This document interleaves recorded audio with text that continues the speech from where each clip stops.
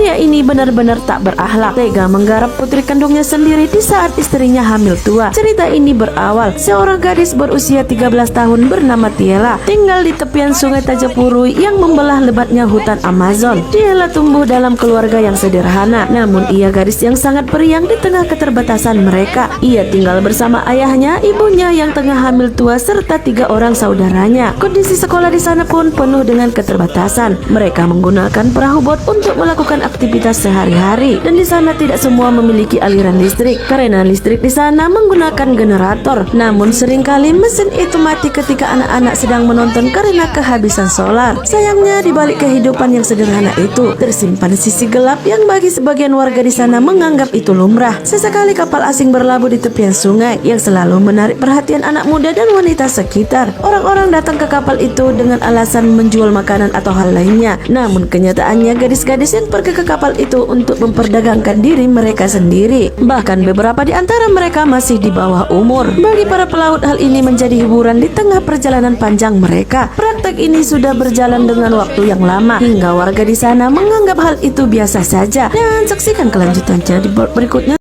Tiela gadis periang yang tinggal di tepian sungai hutan Amazon, namun keceriaannya direnggut oleh ayahnya sendiri. Malam itu sang ayah mulai menampakkan gelagat yang aneh saat tali tempat tidur gantung Tiela putus. Sang ayah meminta Tiela untuk tidur bersamanya, mengabaikan ajakan istrinya yang meminta tidur dengannya. Besoknya Tiela dan adiknya Carol berenang bersama, disusul sang ayah yang tampak begitu riang mandi bersama dengan anak-anaknya. Namun tidak dengan sang ibu yang diam-diam memperhatikan kedekatan ayah dan anak itu. Di saat makan, sang ayah benar-benar memperhatikan Tiela yang tidak pernah ia lakukan sebelumnya. Walau sang ibu tidak suka, namun ia memilih untuk diam saja. Suatu hari Marcel mengajak Tiela untuk pergi berburu. Tiela pun dengan semangat mengiyakan ajakan ayahnya, tanpa ia duga ini akan menjadi awal bencana baginya. Saat di hutan, sang ayah mengajarinya cara membidik buruan dengan senapan. Awalnya semuanya tampak biasa saja, namun kemudian Tiela merasakan sesuatu yang janggal. Napas ayahnya terdengar berat hingga bahunya disentuh dengan cara yang membuatnya merasa tidak nyaman. Tiela membeku, nalurinya memberinya sinyal dalam bahaya, dan setelah pulang Tiela benar-benar menjadi orang yang berbeda. Tatapannya kosong, tubuhnya kaku, bahkan tidak memiliki nafsu untuk makan. Dari sini sudah jelas sesuatu peristiwa kelam telah terjadi padanya, yang sudah pasti itu perbuatan sang ayah yang tak bermoral. Dan saksikan kelanjutannya di part berikut.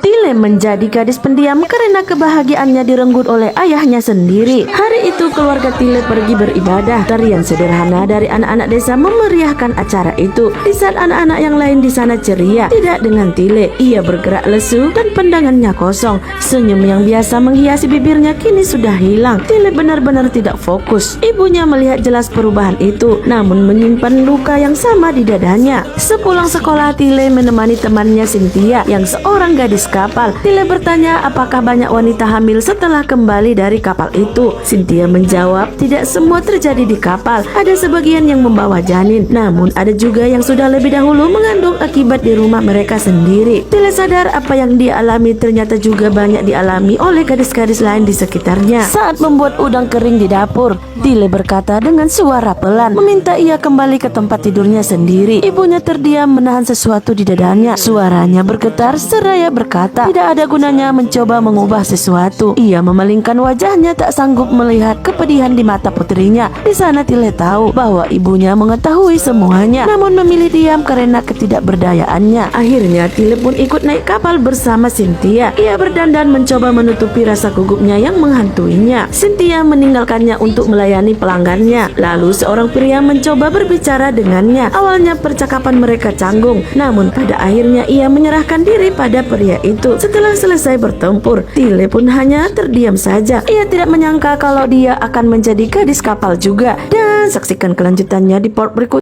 Setelah pulang menjajakan diri, Tiela masih saja murung membuat Cynthia mengajaknya pergi ke tempat anak-anak muda berpesta, menari dan minum-minum. Mereka berdua larut dalam keramaian. Untuk sesaat Tiela lupa dengan nasib yang menimpanya. Larut malam Tiela pun tiba di rumahnya. Ayahnya sudah menunggunya dengan raut wajah yang tegang. Tiela dimarahi ayahnya habis-habisan karena mabuk-mabukan dan menjadi wanita kapal. Merasa sok suci padahal ini semua karenanya. Tiela pun dikurung di tempat tempat yang gelap, tak menghiraukan tangisan anaknya itu. Besoknya Carol sang adik membuka pintu dan membawanya kembali ke dalam rumah. Tiele membendangi ibunya seraya memberikan uang hasil jualan udang kering dan menjajakan dirinya. Ibunya hanya terdiam sedih atas ketidakberdayaannya, sengaja memandikan Tiele seolah menebus rasa bersalahnya. Sambil menangis, Tiele meminta maaf kepada ibunya. Ia marah merasa bersalah menyakiti ibunya karena kelakuan ayahnya. Ibu dan anak itu pun saling pandang menyimpan kesedihan mereka masing-masing. Beberapa hari kemudian, Tiele dan ibunya pergi berbelanja ke sebuah toko kecil di desa itu. Tiele diam-diam membeli seutas tali dengan tujuan membuat tempat tidur gantung agar ia bisa tidur tanpa berada di samping ayahnya. Sayangnya saat Tiele membuat ayunannya, sang ayah mengetahui itu langsung mengambil tali dan meminta Tiele tidur dengannya. Ia mengabaikan permintaan istrinya yang ingin tidur dengannya untuk menyelamatkan Tiele. Esoknya ayahnya kembali mengajak Tiele untuk berburu. Yang sudah jelas Tiele dan ibunya tahu tujuan ayahnya mengajak Tiele, namun mereka hanya bisa pasrah dengan keadaan ini. Dan saksikan kelanjutannya di part berikutnya.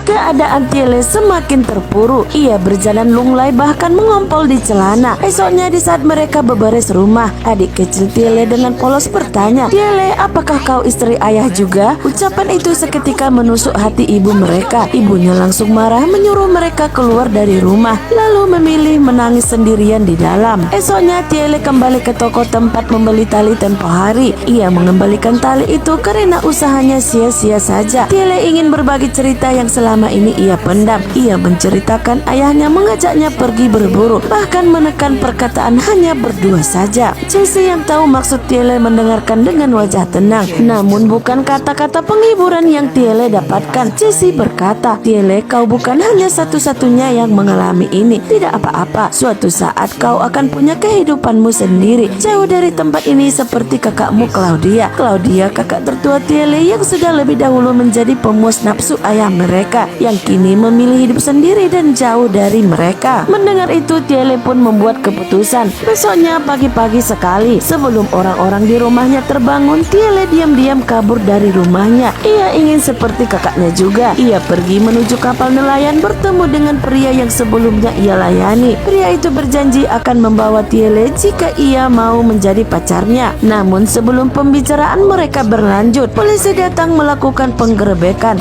Dan saksikan kelanjutannya di part berikutnya. Tiele berniat kabur dengan pria yang memberinya janji palsu. Alih-alih pergi, polisi malah datang menggerebek kapal tersebut. Pria itu panik menyuruh Tiele untuk pergi saja. Tiele yang ketakutan berlari keluar dan bersembunyi di bawah mobil truk yang terparkir. Sayangnya seorang polisi wanita bernama Areta menemukannya. Dengan suara pelan dan sorot mata lembut saat memandang Tiele, membuat Tiele merasa lega walau dalam keadaan ketakutan. Areta membawa Tiele pulang. Ayah Tiele langsung marah menyalahkan istrinya karena Tiele yang di bawah umur berada di kapal. Areta menyuruh Marcel dan Daniel untuk ikut dengannya ke kantor polisi untuk dimintai keterangan. Di kantor, Tiele duduk di hadapan Areta dengan sorot mata lembut dan suara yang menenangkan. Ia mencoba bercerita kepada seorang anak di bawah umur tentang kejadian yang menimpanya melalui gambar yang Tiele buat. Sempat ragu, namun akhirnya Tiele menceritakan pelecehan yang ia dapat tidak hanya di kapal melainkan di rumahnya juga. Setelahnya Areta mempertemukan Tiele dengan ibunya. Areta menegur sang ibu, bagaimana bisa ia membiarkan putrinya dilecehkan oleh suaminya sendiri. Jawaban sang ibu pun di luar dugaan. Ternyata ia juga korban pelecehan ayahnya sendiri di masa kecilnya. Ia melapor pada polisi, namun polisi justru membela ayahnya, sehingga Daniel diusir dari rumahnya saat ia mengandung anaknya Claudia. Hal itu pun membuat rasa kepercayaannya kepada polisi hilang. Di saat itulah Marcel, ayah Tiele lah yang mau menampungnya hingga sekarang. Hingga apapun yang Marcel lakukan, ia menganggap Marcel adalah orang yang baik. Mendengarnya, Areta mengambil keputusan Tiele harus berada di bawah pengasuhannya. Dan saksikan kelanjutannya di part berikut. Tak ingin Tiele mengalami pelecehan jika satu atap dengan ayahnya, Areta membawa Tiele ke rumah temannya Cynthia di bawah pengasuhannya, yang kebetulan ayah Cynthia sudah lama pergi dari rumah. Ketika Tiele mulai merasa sedikit tenang di rumah keluarga Cynthia, tiba-tiba suasana berubah. Terdengar suara teriakan ayahnya memanggil Tiele. Marcel marah-marah ingin membawa Tiele pulang. Ibu Cynthia berusaha menahannya, namun Tiele yang tak ingin ada keributan memilih untuk ikut ayahnya kembali pulang. Di rumah saat makan makan malam, sang ayah tampak memperhatikan Carol seperti yang ayahnya lakukan pada Tiele sebelumnya, dan Tiele menyadari itu semua. Mendengar kata-kata berburu, Tiele mulai melakukan pemberontakan. Tiele mencoba membuat tempat tidur gantungnya. Sang ayah tampak marah memotong tali itu, menyuruh Tiele tidur di lantai. Besoknya Tiele menyadari ayahnya tidak ada di rumah dan juga adiknya Carol. Saat ditanya, sang ibu hanya terdiam. Perasaan khawatir langsung menyelimutinya. Tak ingin adiknya menimpa apa yang terjadi padanya. Tanpa pikir panjang, Tiele langsung berenang menyeberangi sungai. Hingga akhirnya ia menemukan perahu bot ayahnya. Sambil berlari menyusuri jalan setapak di hutan itu, berharap adiknya belum disentuh oleh ayahnya. Lalu tak berselang lama terdengar suara ayahnya mencoba merayu adiknya. Ia mengambil senjata berburu ayahnya yang terletak begitu saja, dan tanpa pikir panjang menembak pria pedofil itu. Mereka berdua menguburnya seadanya saja, lalu kembali ke rumah. Sang ibu yang melihat kedua anaknya kembali tanpa suaminya menyadari sesuatu yang mengerikan telah terjadi kepada suaminya. Namun lagi-lagi wanita itu hanya terdiam, tidak tahu apakah ia senang atau malah merasa sedih. Tapi yang pasti kedua kakak beradik itu telah bebas dari ayah mereka, dan film pun berakhir.